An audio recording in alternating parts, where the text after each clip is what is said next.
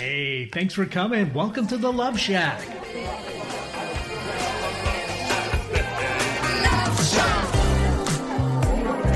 Hey, welcome to the Love Shack. It's a little old place where we get together, explore fresh perspectives, and eavesdrop on juicy conversations and uncover the mysteries that nobody wants to talk about, but absolutely influences our relationships. If you are struggling with your special someone right now, this show is dedicating to helping us rescue our relationships. I'm Stacey Bartley, and I am here with my co-host and lover, Tom.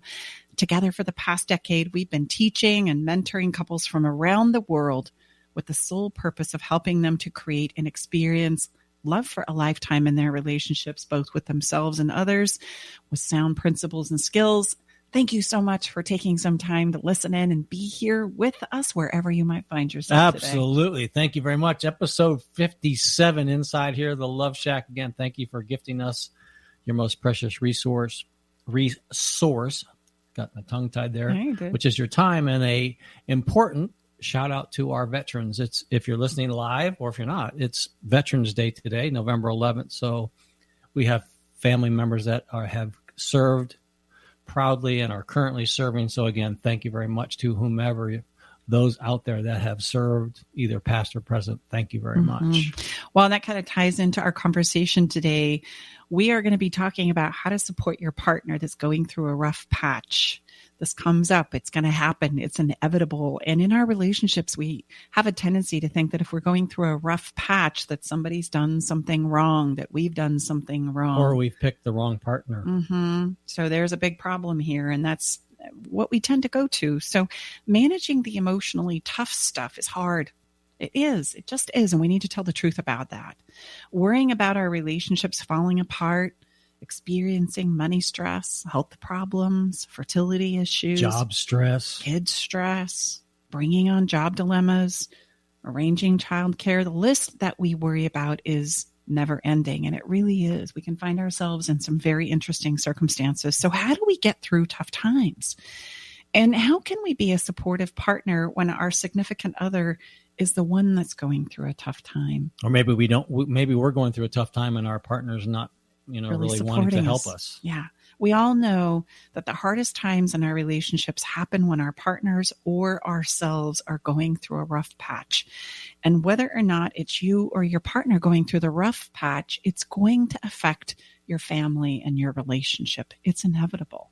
So it's important for us to know how to navigate through these difficult things. So today in the Love Shack, I want to invite you to continue to eavesdrop on a conversation that we're going to have with our incredible guest, Julia Nicholson. She's going to talk with us about empowering ways that we can not only manage the difficulties in our lives, but how we can use them to our advantage. Julia is a TEDx speaker and an experienced executive with a history of successfully leading not only people, but organizations through challenging environments. And so we're going to pick her brain as well as have her share with us the 5 realizations that she uncovered while going through a tough time in her own life. And Tom and I will share a few little rough spots ourselves. Yeah, we have them. Even though we do this work, it's important for you to know that so that you realize you're not alone in going through rough times. It's a human thing. It's something that we all do. So join us and eavesdrop on this conversation so that you too can know what to do if you need to support somebody or get the support that you're needing when going through a rough time. We'll be right back.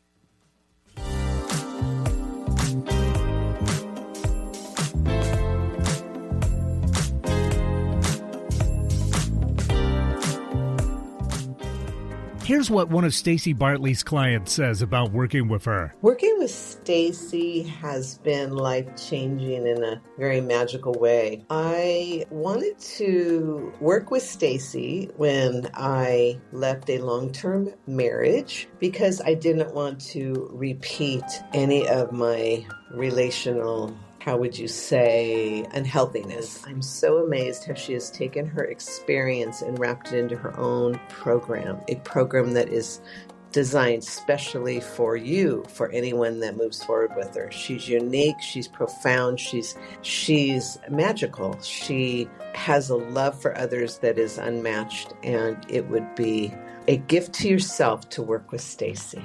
Learn the simple 3-step system to rescue your struggling relationship by registering for Stacy's brand new free workshop. Reserve your seat by going to stacybartley.com/workshop. Hi, I'm Nathan Mumm, host of Tech Time Radio with Nathan Mumm on KKNW. Tech Time Radio's live show is Saturday from 4 to 6 p.m., and you can always check us on the web at techtimeradio.com. Our segmented stylized radio gives you the breaking news before it hits mainstream media. Join myself and Mike Corday as we'll make you laugh. That's good. So, Hooked on Phonics worked for you, didn't it? It did, just a little bit.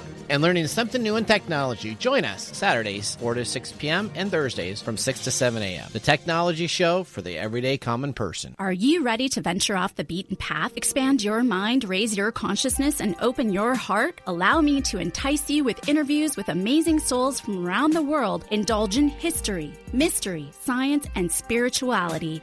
There's weekly skin tips, live esoteric readings, and answers to life's burning questions. So come join me, Sakura, your host, intuitive medium and spiritual hypnotherapist, each Wednesday at 2 to 3 p.m. right here on KKNW for Love from the Hip. Exploring new territory every day. This is Alternative Talk 1150. Welcome back, everyone. We're Tom and Stacy Bartley inside the Love Shack, episode 57, and we are going to step right into the heart of the matter. Yeah, we're going to tell you about Julia Nicholson. She's going to help us eavesdrop on a conversation here, or you get to eavesdrop on a conversation that we're going to have with her about how to help ourselves or a loved one through a rough patch. This is a reality. It's something that we're all going to go through as in this human experience. And right now we seem to have a lot of bumps in the road. You know, it kind of reminds me of the ski slope that you kind of go down in the wintertime. Those moguls. Yeah, where there's a ton of them and you're like, whew. Sometimes they feel and look like mountains. Yes. Julia Nicholson, she's a TEDx speaker. She's an experienced executive with a demonstrated history of successfully leading organizations through challenging environments. She's skilled in strategic planning. She's the board of governance. She's an entrepreneur. She's fabulous at communication. She's the executive coach that oftentimes is called in. She's also a graduate of the University of Denver with an MBA, as well as the University of Missouri with a BSBA. So she's got a lot of experience in this. And, you know, when I met Julia, the thing that I really admired and appreciated about her the most was that not only does she teach these skills and lead these skills through organizations and corporations, but she's also lived through some difficult, rough patches herself. And so we're so excited to bring her onto the show today. And she also has what she's developed as the 5 realizations that you uncover while going through a tough time that has helped her weather her own rough patches as well as lead organizations. Julia, welcome to the show. It is so wonderful to have you here. I have been so excited for our conversation. And the wonderful thing about Julia, too, is her and I don't live very far apart. So that's, you know, out of our wonderful guests from around the world, it's fun to find one that's just like right here in our backyard.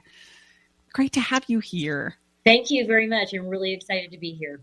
Oh, so listen, would you be willing to summarize the experiences that led you to creating these 5 realizations in your own life? I know that there's much to explore there, but if you could give us the Cliff Note version of why it is that you developed these 5 realizations so that we can take a little trip down your life lane. Stay with us. We'll be right back.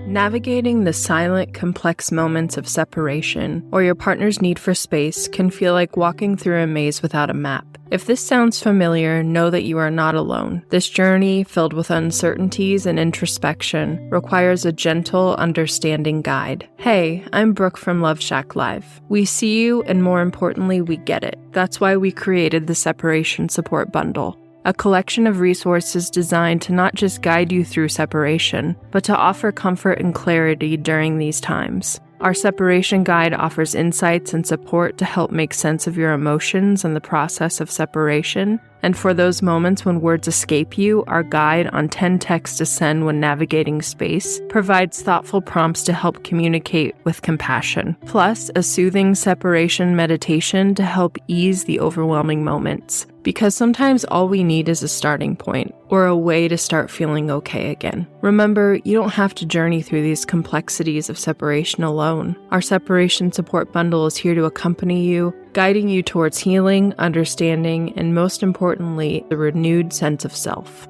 Visit stacybartley.com/bundle today to access your free separation support bundle. At Love Shack Live, we're all about exploring the real stuff that relationships bring, the good and the challenging. So let's tackle this together, because even in the hardest times, there's hope, growth, and yes, even love to be found. Sure. I think probably I'll start with the first biggest challenge that I faced at 18 years old. I was hit head on by a drunk driver on a deserted 2-lane highway, and I should have never, ever lived to even tell the story. And a lot of challenge at 18 years old to instantly, the drunk driver was going well over 90 miles an hour. Wow. And I took the full brunt of the impact sitting in the front passenger seat. And so at 18 years old, I instantly lost my physical appearance. At the same time, my self-confidence, my self-esteem, my self-worth. And I was in a place where I didn't want to live anymore. I didn't want to go on. I didn't see any future that would have been something that I would be even looking forward to. And that's kind of where my life experience started, if you will, with some of the challenges that life throws at you that you can't avoid. And I started to learn through that one situation as more and more things happen in my life that I refer to as its. Everybody has an it, a loss or an unwanted challenge or change in their life that impacts them. And what we don't realize is when we don't process these in a productive way and learn something from them to use going forward, they start to weigh us down and they impact every relationship in our life and they impact the direction and quality of our life going forward. And I recognized at 18 that there's a big difference between not wanting to live anymore and not wanting to live like this anymore. I didn't want to live in that darkness. I didn't want to live in the sadness. I had isolated myself. I had withdrawn literally from everything and everyone. I didn't want to leave the house. I didn't want to go out. And when I realized, wait, I don't want to live like this anymore, but I still want to live if it can be better. Right. And not too long after that car accident, even though my physical injuries were healing, but inside, emotionally, mentally, I was a wreck. And I didn't realize I was still struggling with a lot of the challenges that I really faced because of that car accident and all the things and the messiness that was going on inside. And so less than 2 years after that car accident, I got married. And no one should ever make a major life decision when you're struggling with that grief and that guilt and that mental challenge, and emotional challenge. And that marriage turned out to be just as devastating as the car accident. And after enduring 5 years of abuse, I filed for divorce. And that was a big challenge because I had lost what little self-esteem and self-confidence that I had started to rebuild. But now I had a 3-year-old and a 3-month-old. And so I put guilt and blame on myself too, because this was now a decision that I made that made my life a bigger challenge. So I struggled with trying to raise a 3-year-old and a 3-month-old on my own and got a full-time job, some part-time jobs, and went back to college. And life was going along pretty good as I'm still trying to figure out. But all this while, people were asking me, how did I do it? How did I overcome the challenges at 18 years old when you're facing so much is important to you that have to do with your looks, and that self-esteem and self-confidence is so huge. And now to have it torn from me again in an abusive relationship. And I didn't really have an answer for them. I just knew that I did. And I'll fast forward now, multiple losses and its and changes in my life and challenges. But I'm just trying to hit the highlights for you. Then I wind up graduating. I had a master's degree, a bachelor's degree. I had 2 happy, healthy teenagers 12 years later, and a CEO of a really large company. Life was great. And then I met Keith, and life turned into spectacular. And he had been through a lot of challenges in his life too. And so we really thought at this point, this was going to be our happily ever after. Well, unfortunately, that didn't last very long. Less than 2 years into our marriage, another it happened.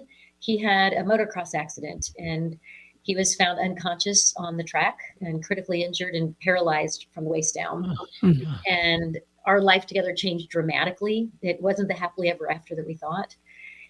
And then 4 years, a little over 4 years after his accident, it happened. Keith took his own life. And in a split second, my entire world shattered again. And here I am just continually feeling like the hits just keep on coming. And how do you get any semblance of balance or ability to process it when they just keep coming? And it really forced me to take a step back to be able to answer people. How did I have the career success that I had that was so improbable, coupled with the tragedy and the challenge and the change in my personal life? And so I really took a step back and started to think about, how did I do it? And I recognized when I really took a step back and started thinking about it, it was the same 5 things, the same pattern, even in a different order, with the same realizations that allowed me to process whatever was happening in my life in a productive way and learn from it and integrate what happened, because we can't leave it behind. When there's something that happens in our relationship, in our life, whether it's personal or professional, it becomes a part of you. And the challenge is, so much of the time we don't realize we get to decide what part of us it becomes and what part it will play. And so I recognize that what I was able to do when I discovered this is, each time, whether it was an argument with a spouse, whether it was a challenge with my child, whether it was something in a professional environment in an organization, I used these same 5 pieces of this framework every time to be able to process it productively. And I think that is what made all the difference for me. And now when I look at it, it's easy, right, when you look back. But what was out there in the conventional wisdom world didn't work for me. And that really required me to think about what did work, because loss in your life when you're facing an uncertain future is very different than the conventional wisdom out there when it's a future loss of your life. Wow. And those stages. So that, in a nutshell, is some of the things that I've experienced in my life. Well, there's a couple of things that I just want to point out here. Number one, there's a difference between healing my physical wounds and my emotional wounds. And this points to the reality that we really have a physical body and an emotional body, and they deserve care, and they will both heal, right, if I give them the ingredients with which to support that. And thankfully, they work very similar. In our work, we spend a lot of time helping people understand that these are 2 very real entities within inside of ourselves. And you've so highlighted that beautifully. The second thing that I want to point out is that we can do tough things, right? We really can. We can go through very difficult, rough times. And if we have and I can't wait to hear your 5 realizations, but yet the things that we go through always contribute to who it is we are and who we are becoming. And every time I hear your story, Julia, it reminds me of a wonderful artist, Jeff Goins, who wrote that stopped me in my tracks. When your past becomes relevant to your future, you have found your destiny. Like, the things that we go through become byproducts of who we are and who it is we become.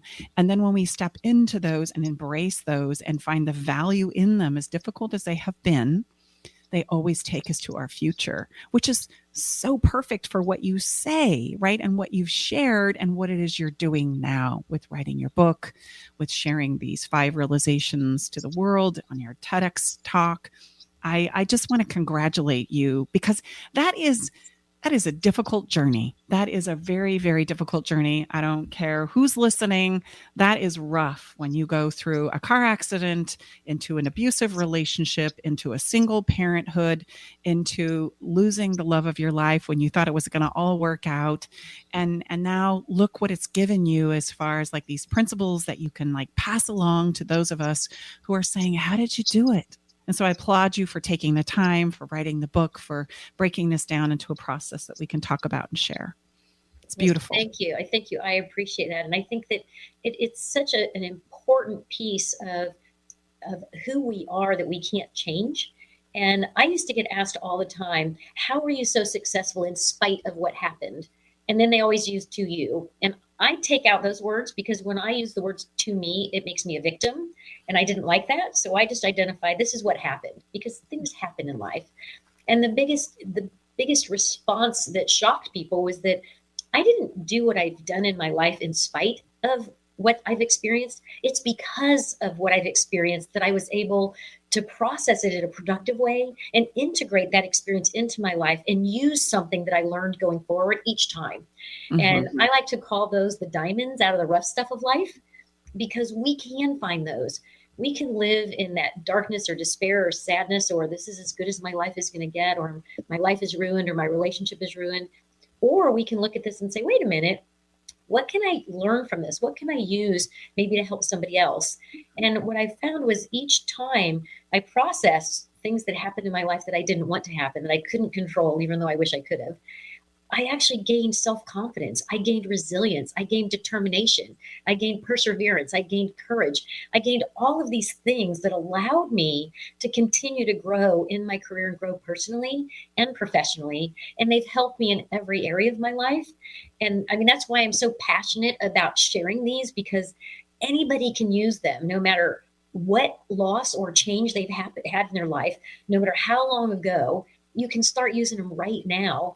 And it really is life-changing. It makes such a difference when you realize that there is a way, that you don't have to live in the current situation if you don't like it the way it is. And there is something that you can do with it, and use this stuff to your advantage. Mm-hmm. Yeah, I would that's just eloquently, shared, Julia, to remind us all.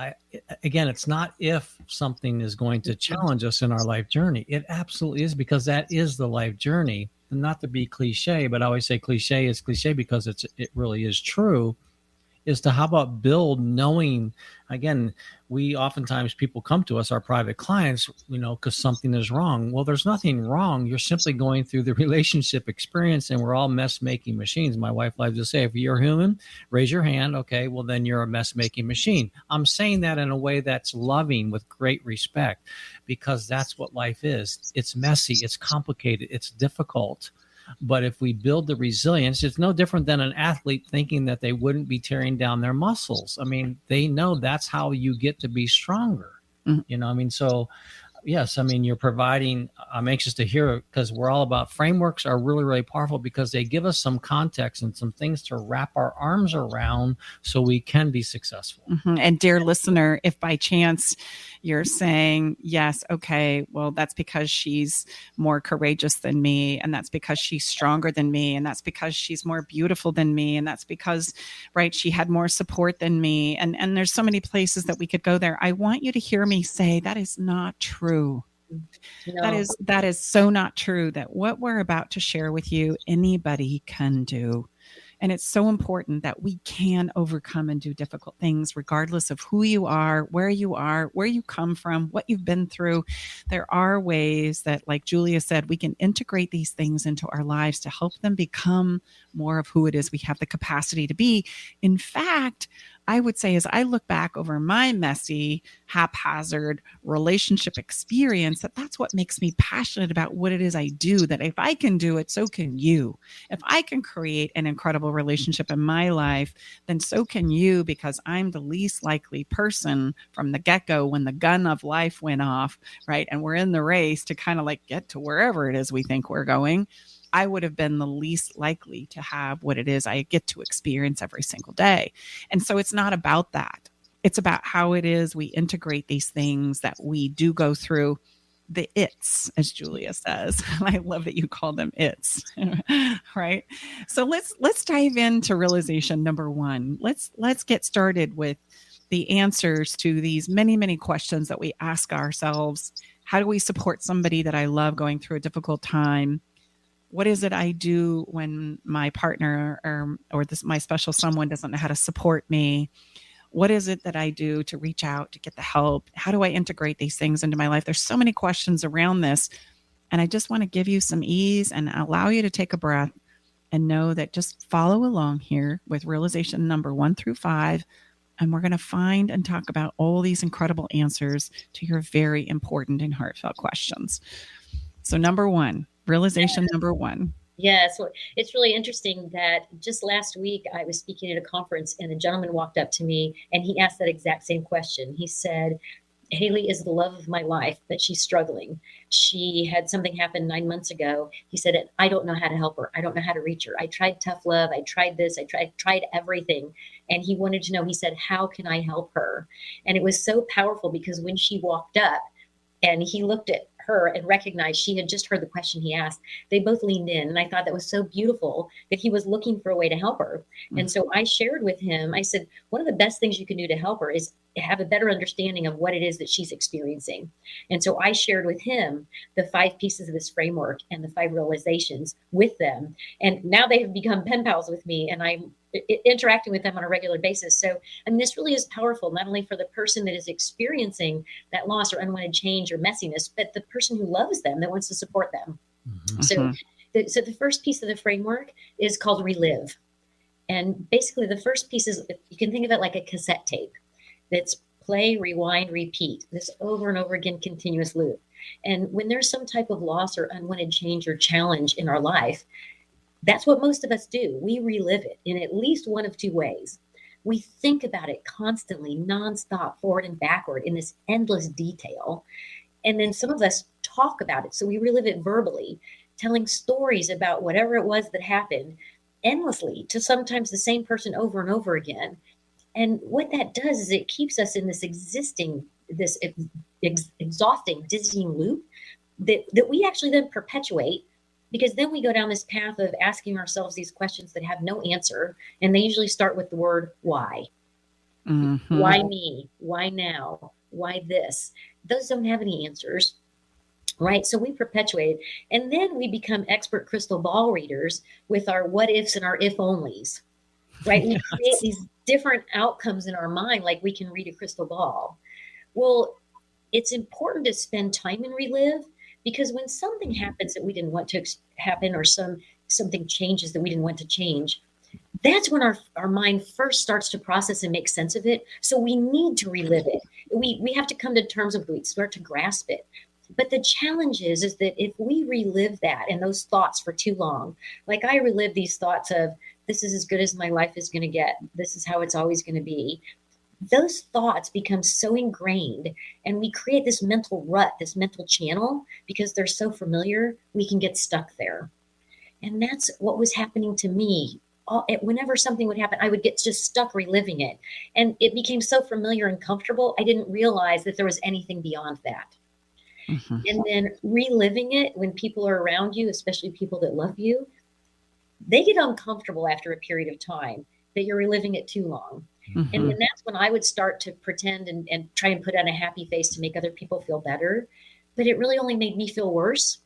Mm-hmm. So the realization in the piece of the framework for Relive is that my timeline and my process has to be my own. And putting myself first isn't selfish, it's survival. Mm-hmm. So true. And as people are trying to support us with this relive component of ourselves, I just want to point out that we all have this wonderful, beautiful navigation system that consists of my physical experience and my emotional experience, my physical body, my emotional body. And there is a point in time where we become uncomfortable with reliving things again and again and again for our loved ones, because we know it's not taking them anywhere good, but we don't know what else to do instead. Right. And so we try and take it for a while, right? We try and like grit it out, as I say. And then there comes a point in time where we start to do one of 2 things. We're going to push them away, or we're going to just walk away and shut the door, because we don't know what else to do. Both of which leaves our lover, our person, our child, our business partner, whatever the relationship is, even with ourselves, in this place of, okay, now what? So let me just ask, let's say I am Stacy's reliving something, and we've relived this quite a few times. And I can be quite obsessive, so you know. What would be something as a supportive, husband, statement, wife, spouse, whatever, partner, Julia? What could I say? Like, could we move on now? I mean, how would we might integrate, that piece of this reliving? Like, could we move on now? And I would say that would not be my first suggestion. Move on now, because when you're reliving something, it's really real, it's really emotional, you're really passionate about it, and it's hard to see anything beyond that. And that was where I got stuck, And I would say as a partner, lean into that and ask those questions about reliving it. And what is it that is so powerful, so that it's more of a let them relive it and you get to relive it with them. And I recognize that at some point in time, it can be a challenge, but that really brings us to the second piece of the framework, to be able to know that there's something beyond reliving it, even though you can't see it right then. And I do want to just highlight something here before we go to the second one, though, that the reason why people obsess and want to relive it again and again and again is they're doing their best to digest it down, make sense of what's happened. That's right. So that they can take what they need and let the rest go. We just don't realize that that's what we're trying to do. Like, I'm still hung up on this one piece because it doesn't make any sense to me. I don't understand it for myself. And I keep reliving it and obsessing about it because I'm trying to really digest it down, take what I need and let the rest go. Yeah. And until I get that piece or that answer that I just feel like is going to make the difference in my understanding or my experience, I have a really difficult time letting it go. Yes. Right. So sometimes just being with us, right? We don't realize that maybe one of the most supporting things we can do if I'm in a place where somebody is reliving something over and over and over again, I can just listen. I don't have to fix it. I don't have to do anything, because the process of them talking about it or reliving it one more time, right, helps them digest it down. And you can say, tell me more about this. Help me understand more about that. Help me understand why this is so challenging. What are you hoping to get out of this? These are all really great questions that, as the support person to somebody who's in relive, right, this would be helpful. And then what is it going to take when you solve this? Don't forget to go there, which I'm sure is going to take us to number 2, right? There was a mom who was recently in a private client of mine saying, I am so sick and tired of hearing my son talk about this thing he's going to create, this truck and all the colors and what it's going to look like. And right. And I says, gosh, that's going to help him when he obtains that, feel like he has confidence, he has attraction, he's somebody, he's accomplished something. That's what he's after. Ask him what he's going to do once he receives the truck, once you receive the answer, once you know where you're going to go next, once you come up with the answer that you're searching for here, where's that going to take you? And then that helps us think beyond relive, like, oh, so let's just pretend for a moment that you have the answer that you're trying to get out of obsessing about this and reliving this over and over. Let's just say, for fun, that you've obtained that answer. What next? Yes. Yeah. And I think that that's the most important thing, is to know that there is something after that, right? That there is something more. And the interesting thing is, the more significant the loss or the challenge or the change, the longer someone relives it. Sure. And so literally, I mean, and I could put it in the context of when you get cut off on the freeway, you relive that too. You'll tell how many people when you finally get to where you're going, I can't believe this person cut me off, right? Yes. But you don't relive it as long. So this framework works for everything, not just the big things. It works literally for everything. I mean, when I shrunk my sweater to a size I haven't worn since I was 5 years old, I had to relive that too. It's like, oh man, I shrunk the sweater, right? So, I mean, this is for all of those across the board. But the second piece of the framework is reflect. Because when something happens that we don't want to happen, or it's unexpected for us, our thought usually is instantly worst case scenario. And it doesn't matter what it is. When my boss wants to meet with me late on a Friday afternoon, my first thought is not, this is good news, I'm getting a promotion, right? Or if my daughter is 2 hours late coming home and I haven't heard from her, I'm not thinking she's fine, she just forgot. My worst case scenario is, no, she's in a ditch somewhere. Right. Well, the challenge is, as human beings, we're all hardwired for that negative bias thinking. And we don't even recognize it because it happens without any conscious thought or any active part on our own. But that negative bias thoughts, if we never challenge or question those or even think about it, that's where we'll stay, which is why we get stuck in that relive. And our mind does that intentionally, right? We were hardwired that way for survival thousands of years ago. But our environment has changed. So we don't need that survival mechanism like that anymore, but our hardwiring hasn't. So in the piece of the framework for reflect, it's literally consciously taking a step back and saying, is there any other way to consider this? Any possible other way to look at it? Well, that's really hard for me because I can be stubborn and I can dig in and I can hold on tight. And I'm the type of person that I will even look for things to prove myself right that proves. So looking at that from a different angle, one of the best examples that hit me, I'm from the show me state. I'm from Missouri. So I have to see something for myself to believe it. It's hard for me to just take somebody else's word for it. One of the best examples that hit me when I was thinking about this framework is writing the number 6 on a piece of paper and sliding it across a table and ask someone else what they saw. My 6 was their 9. So the powerful realization in the piece of the framework of Reflect is there's more than one true or right way to see the exact same thing. Mm-hmm. Other ways are just beyond what we currently believe. Mm-hmm. That opens up a whole realm of possibilities to be able to say, there are more ways that are just as true or just as right. What are those? And will those serve my purpose better? What is my purpose? What am I trying to do? Right? And if I'm trying to move forward, if I'm trying to process it, if I'm trying to learn something from it, what other ways can I look at this? What other ways can I see it? Mm-hmm. I love that because, one of the principles that we teach is we learn by contrast of our experiences, something along the lines of that was something that was really hard. And this is something that works for me. That's an example of contrast. Or I don't want to ever do that again. I don't ever want to have to go through that again. So what do I want to go through? What is it I want to create? What are the moments that make my toes tingle, as we say? Yes. And I think it's important in regards to what you're saying in regards to number 2 is when we reflect about it and challenge ourselves in regards to the many ways that we can actually think about what's happened to us. There's a profound quote, and I don't know who it's by, but I'm going to say it anyway. It's not mine. There's a profound quote that says, when we can find the gratitude in regards to whatever challenge has come our way, we now own it. We are the master of it instead of it being the master of us. That there's always a silver lining or a piece of good news up to and including, yes, even the most challenging of circumstances and situations that we can find ourselves in.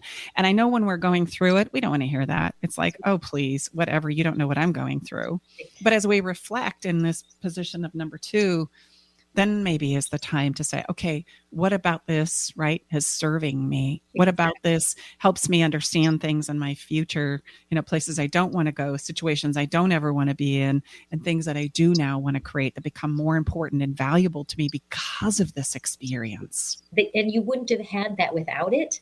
Exactly. And that's the irony of this, is that we don't want to go through these things, but when we do and we get something positive and productive out of it, we have something we could have never gotten without it. And that's where that strength comes from. That's where that determination, that courage. And I mean, if people would have seen me back at 18 years old, they would never think, oh, she was the confident person. That's why it worked for her. Not even close. And in fact, I was the exact opposite. And it's hard for people to recognize that this is the result of lots of it's in my life, and being able to use this framework and these realizations to my advantage, knowing, as Tom said, the stuff's going to happen. It just does. It's how we process it that makes the difference in our life and what we can learn from it. Mm-hmm. And unless I told you the thing that motivates me about teaching relationships and helping people value them as a very critically important part of their lives comes from losing my dad at the age of 7. Like, that is my driver. I realized at a very young age that that's the stuff that matters. There was nothing else I wanted as that casket lid shut. Right. And so then there was this realization that relationships, wow, okay, they're pretty important. Right. And that loss is what drives me. And we wouldn't think about that as being the driver for our lives, but those are where they come from. They come from very challenging, impactful, right, rough spots. Absolutely. It's interesting, Stacey, when you say that. One of the thoughts that I had in the car, and I was unconscious, I don't know how long, but one of the vivid memories I have as unconscious was pictures of faces of people flashing through my mind. And the one thing they all had in common was that I really cared about them. I loved them, but I never took the time to tell them, because at 18, you're supposed to hide and play with your emotions. You're not supposed to say anything.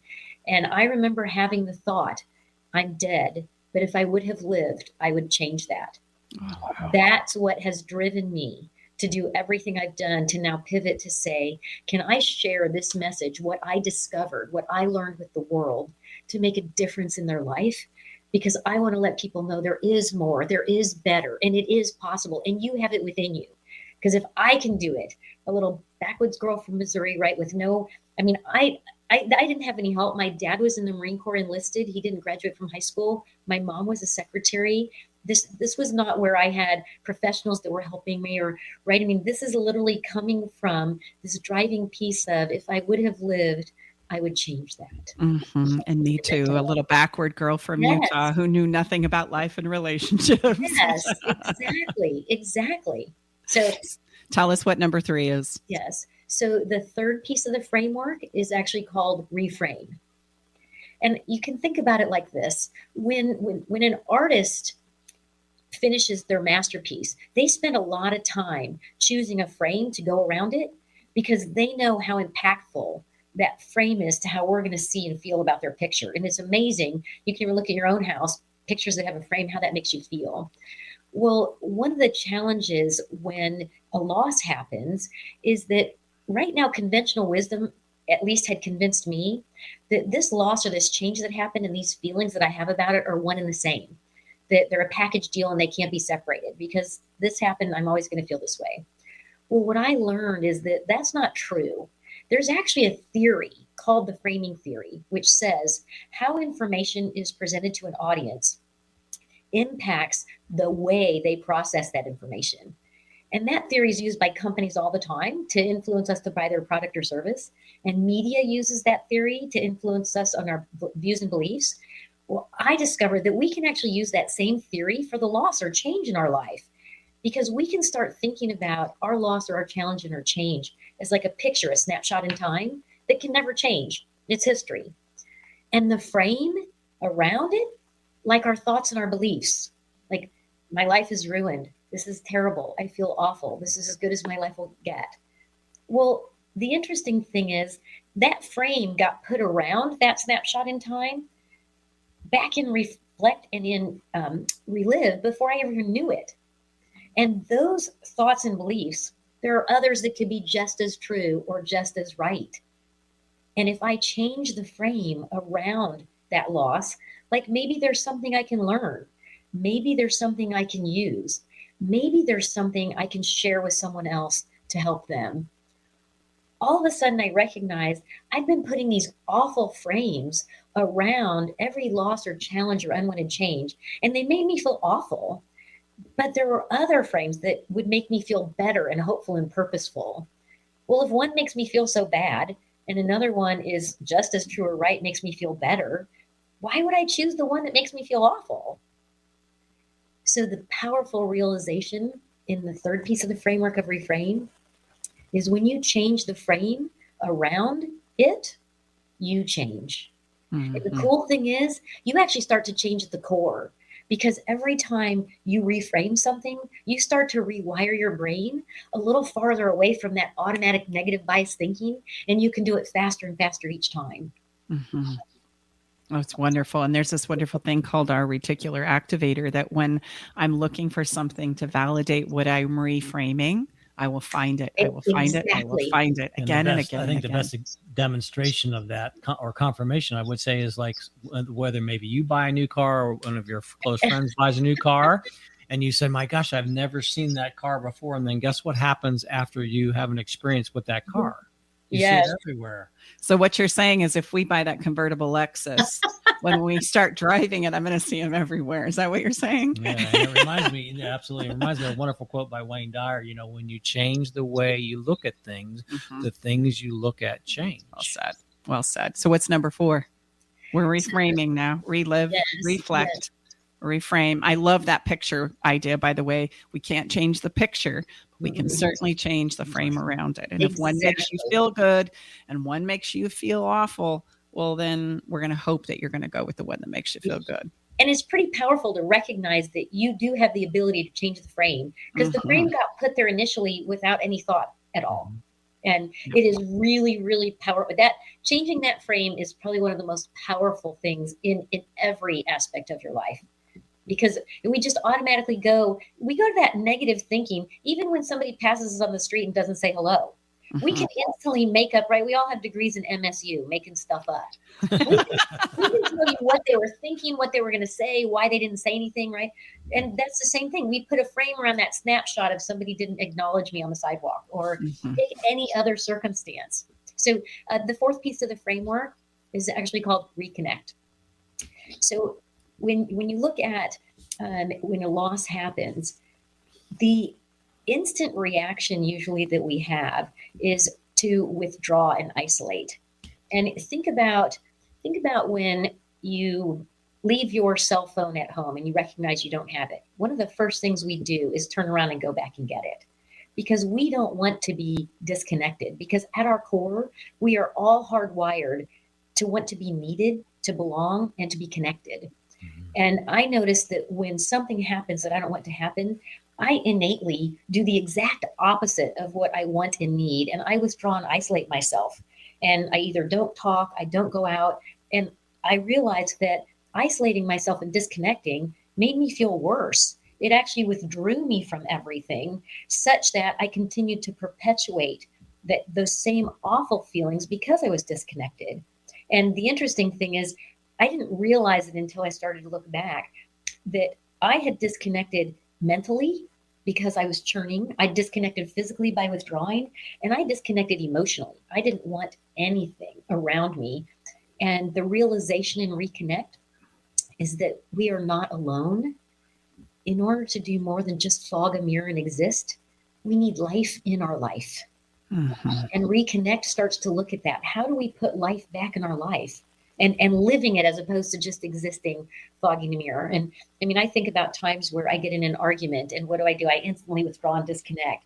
Well, that's not really what I want. What I want at the end of the day is to be back together with that warm, wonderful, fuzzy feelings. But that can't happen as I stay isolated and I disconnect. And I'm just fogging a mirror, passing time. Mm-hmm. But not being alone and being able to identify, in order to do more than just exist, I need life in my life. And that's much. I love the life in your life. And we don't often realize that it's the experiences and thoughts and engagements of others that stir up my possibilities, that help me see myself, as well as inspire me to go and do things maybe in a little different way, because we do learn by those principles. And I would just add that's, what you so wonderfully shared, Julia, is that's the number 4 is, we need life in our life. That's a time where it does take courage to ask and advocate for ourselves. And then we talk a lot about that with our private clients. And that is something we don't know how to do, and it's counterintuitive. Like you said, we typically, most of us will pull back, we'll go into our own cocoon and think that that's how we're going to get to the point. Well, and we do that because we don't know what else to do. Exactly. And it's innately the exact opposite of what we want and need, but that's what we do. And I mean, it's kind of this interesting thing, because when a loss or a change happens, lots of things domino with that. But the one thing that does not ever change is our need to be needed, to be wanted, to belong, to be connected. That never changes, even though we do the exact opposite and it looks like it, but that just makes us feel worse. Mm-hmm. It's so true. It's so true. So what's number 5? Number 5 is release. But this is not where I say, let it go. Absolutely. You can't let a loss or a challenge go. It will always be a part of you, right? But what you can do is recognize that as human beings, we have this strong need for control. And it starts at a really young age. I mean, I like to look at little kids who refuse to eat something, right? I mean, it's unbelievable. You can't force them. It's impossible. I mean, for my daughter, it was lima beans and peas. If I would have hung on to that, she'd still be sitting there 30 plus years later with those beans petrified. That need for control gets stronger as we get older, right? And for me, what I recognize, like for instance, the car accident, in a split second, I had this overwhelming sense of a loss of control of everything all at once. And I needed control over something. I mean, I had control over very little, right? I couldn't control where I went, what I did, what I wore, what I ate, just because of my injuries. And so I recognized that what I really had some control over was my mind. But I'd done a really good job of using it against myself with all those what ifs and if onlys, right? Creating all of these different outcomes that convinced myself that I could or should have been able to change or prevent what happened. Mm-hmm. So the powerful piece in release is recognizing that as long as I hold on to an illusion of control of an outcome, that illusion has control over me. Mm-hmm. And the reality is one of the things we have the least control over is an outcome when there's at least one other person involved. Yep. And when we hold on to that illusion of control of an outcome, it's mentally and emotionally draining. Mm-hmm. And so the realization in release is letting go of the illusion of control of an outcome sets you free from that guilt or that blame or that responsibility. And it gives you back that bandwidth and that energy to focus on things that you can control and change in the future. Mm-hmm. Isn't that a fascinating thing, though? If we, with that drive to control is in and of itself a survival skill, which is driving us back to realizing we have control to let it go, to release it, that it doesn't have to be a certain way, that you've got everything that you need right there inside of you. Go and see what that is, right? What is it in all of these fives? Relive, reflect, reframe, reconnect, and release the outcome. You have everything that you need in order to navigate through a very challenging time. Absolutely. I want to make sure and point out that this framework is not a checklist. Mm-mm. And there's no specific order or timeline. I mean, I bounce around in and out of them, and I can be in more than one frame at the same time. So this is certainly not, and to this day, clearly I can talk about my car accident. That's a form of relive, but the difference is with this framework, I don't stay there anymore. And I don't stay in those negative feelings. I reframed it to the point where I can say, I can share this with somebody. So I can't let go of my it. I can't let go of my loss. It will always be with me. But what I can let go of is the illusion of control, that I could have changed something someone else did or someone else said or something else. And I can let go of those feelings that are holding me back and release what is not serving me. So I use this mantra, stop, start, continue. And I look at it in release and say, what do I need to stop doing that's not helping me get where I want to go? If I want a closer relationship with someone, I need to stop holding all of this stuff in my head and repeating it and replaying it over and over again. Right? If I want to continue this relationship the way it is, I should continue what I'm doing that's getting that. And are there things I can start doing that might enhance that?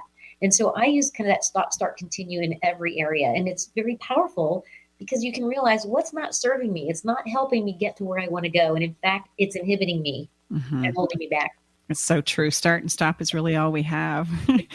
Julia, we've got to say goodbye, unfortunately, but I love what you've said and so many profound things. I know our listeners are going to have an incredible lot of things to consider and think about as they listen to our conversation today.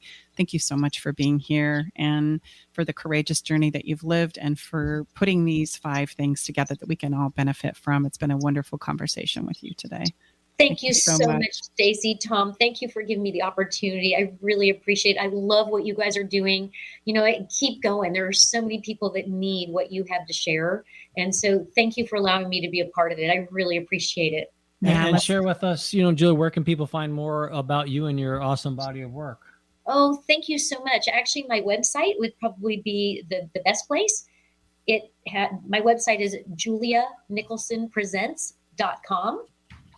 And my book that's coming out, the title is called It Happened, Now What?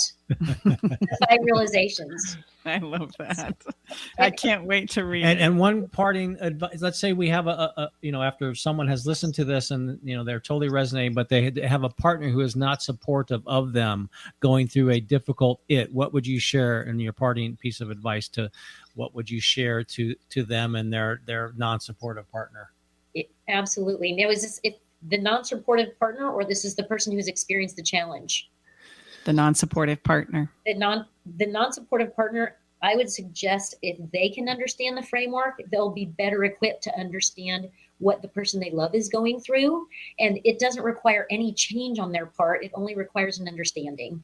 And I think so many times when we're going through something, we're not expecting someone to fix it. We just want somebody to be with us, to just be there by our side. You don't have the right words to say. You don't have the right things to do. You can just sit. And I like to call it being in the state of be. Just let me be where I am and how I am, recognizing that there's value in that. That's beautiful. When your book is ready to come out, we're going to have you come back on and we'll talk about this in more depth. I appreciate that. Absolutely. Well, thank you so much. Thank you. Appreciate the time. We're going to have a little bit of follow the fun today. We don't want to miss that opportunity to have a little bit of fun. And it kind of coincides with what it is we're talking about, because oftentimes when we're going through a really challenging time, we forget to look at our past achievements and celebrate things that we've created and experienced both in our individual lives as well as in our relationships. So going through, using Julie's language, going through a difficult if you will, we can always take some time. What Stacy likes to remind me is we can put that on that proverbial shelf. It's not going anywhere, because if we wait till everything is perfect and right, guess what? We're not going to have much novelty and play in our lives. And that's why we are so emphatic on why we always try to include a follow the fun in every episode. Yeah. Well, and the thing is too, is there's always more to do, more challenges to digest, more things, more it's coming at us. If we don't take a pause to kind of celebrate our achievements and to look back, it feels like we haven't made any at all. And it's a funny thing, as human beings, we tend to overlook them and not give ourselves any credit for them. So this was an incredible exercise as I was going through an integrated art workshop. And so I want to share it with you today as our follow the fun. And I want you to take an 8.5 by 11 sheet of paper. If you're watching this, you can see this. If you're listening to, Stacy's holding up a piece of paper and it's separated into 4 quadrants. I've just simply folded it in half and folded it in half again. And now I have 4 quadrants. And we can do this as an individual. So I could take the years that I am old and I could divide that by 4 quadrants, or I could take the years that I've been in relationship with this incredible person, and I could use that as the relationship journey and giving myself credit for what our relationship has been. In fact, I'm going to focus on that one first, and then you'll understand and see how to use it as an individual experience. So as I fold this piece of paper into 4 quadrants, I take our year. So for example, Tom and I have been together 12 years. I'm going to divide that by 4. And by 4, that means years 1 through 3 would be in the first quadrant, 4 through 6 would be in the second, and so on to the accumulation of our 12 years together. And then I'm going to think about the achievements and the celebrations that happened in our first 1 through 4 years, right? Like, what are some of the things that we did? And we can dialogue about these, which is very, very powerful. But in this exercise, I would encourage you to draw it. There's something that happens to our brains when we go there. And so this is an incredibly powerful tool where not only can I use the art, but I can use the words to help me see and understand what it is I can celebrate and what has happened as an achievement in our relationships.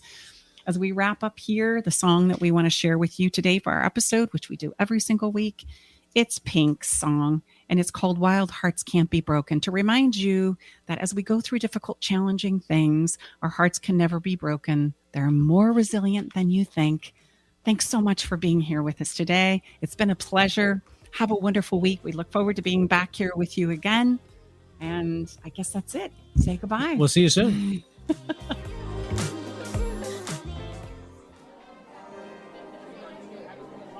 Thanks for joining us today in the Love Shack.